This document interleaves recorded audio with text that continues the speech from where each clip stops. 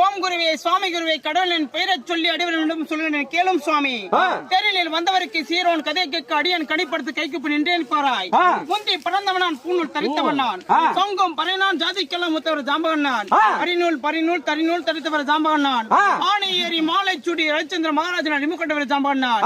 நீர் தோன்றும் ஒன்று கடல் தோன்றும் ஊர் தோன்றும் உலகம் தோன்றும் ஊருக்கு மல்லான புறத்திலே அடுத்த முதலுடன் தோண்டி அழைச்சின் அடியிலே கண்ணிப்புத்து தோன்றி கண்ணிப்புட்டு வயிற்றிலே கமலகண்ணி பிறந்தால் கமலகண்ணி வயிற்றிலே காராம் பசு பிறந்தது. காராம் பசுவை ராவணர் கமல பரல்கள் காலை கட்டி தரத்து கோழி உரித்தார்கள். கோழி உரித்த மாமிசத்தின் பங்கை அங்குஜன் நீலன் அனுமான் அவர்கள் மூவரும் சேர்ந்து 5 பாகமாக போட்டார்கள். 5 பாகத்திலே சிவனின் மனைவியான சுக்தியை முதலாவது பங்கெடுத்திருந்தால் பார்த்தார் சிவபெருமான். சிவத்தின் முதலாவது பங்கின் 14 கட்டு யாரை கட்டல் என்று முடி யோசித்து அடைவீர சாம்பகன் கூட ஒத்தார்.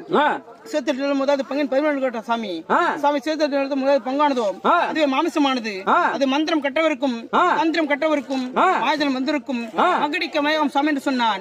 இவர் ஜாம்பகா நாராயணமுத்து எடுத்துக்கொண்டது பங்கின் 13 சொல்லுங்க சாமி. நாராயணமுத்து எடுத்துக்கொண்டது பங்கானதோ அதுவே எலும்பானது.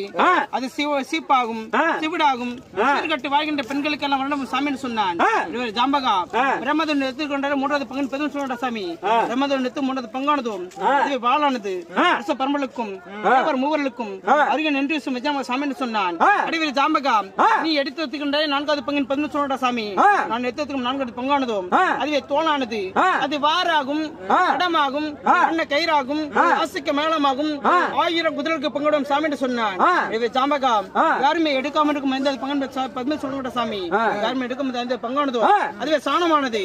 அது எடுத்து நீரிட்டு கரைத்து சீர்கட்டி விட்டு மவினால் உதவி துளந்து ஸ்ரீதேவி சாமி என்று சொன்னான். வேலம் சொல்லி வந்தாயே திசையின் திருப்பணங்களை சொல்லுவா சாமி. திருப்பணங்களை சொல்லுவேன் கேளும் சாமி.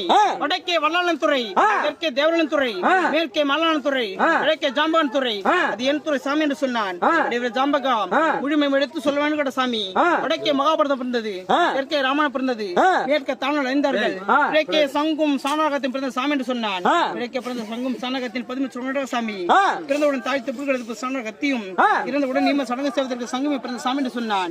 அடிவில் ஜாம்பகா வாய்க்கரிசி உளுந்துண்டு வெள்ளிக்காசு அடிவிண்டம் இவையெல்லாம் வாங்கிட்டு வைத்த போதிலும் ஒரு சுடு பரன் என்று சோதித்து பார்த்த ஜாமா என்று சொன்னார்.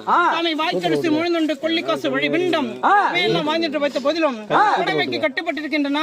இவையெல்லாம் அறியாமல் எப்படி சாமி என்று சொன்னார். ஜாம்பகா நீ பரணம் அல்ல இந்த பரவன ஜாதி என்று சொல்லி அங்கே மங்களம் பாடி மங்கள வருடத்துக்கு